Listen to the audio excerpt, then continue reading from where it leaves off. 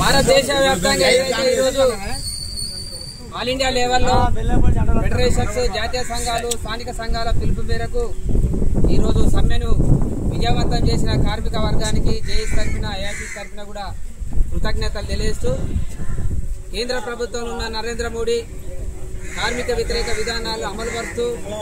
కార్మికుల హక్కులను కాలరాస్తున్న సందర్భంగా ఈ సమ్మె జయప్రదం జరిగింది. ఇప్పటికైనా కేంద్ర ప్రభుత్వం నరేంద్ర మోడీ కార్మికులకు చేసిన చట్టాలను ఏవైతే ఉన్నాయో ఆ 4 లేబర్ కోడ్లను తీసేసి 44 చట్టాలను అమలు చేయాలని, అదేవిధంగా భారత రాజ్యాంగం బాబాసాహెబ్ అంబేద్కర్ రాసిన మరి ఏదైతే రాజ్యాంగంలో పొందుపరిచినటువంటి 8 గంటల పని దినానికి తూట్లు పొడుస్తూ మరి 10 గంటలు 12 గంటలు పెంచే విధానం ఏదుందో దాన్ని రద్దు చేయాలని ఈరోజు జేఏసీ పక్షాన బాబాసాహెబ్ అంబేద్కర్ గారికి కార్పొరేట్లో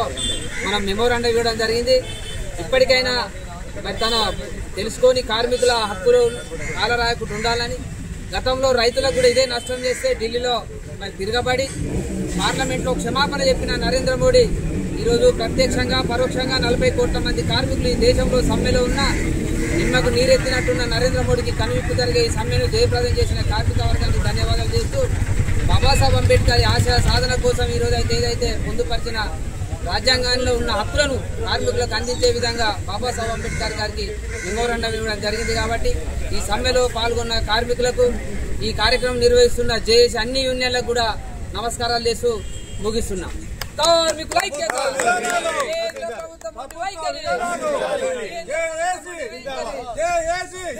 ప్రభుత్వ విధానాలు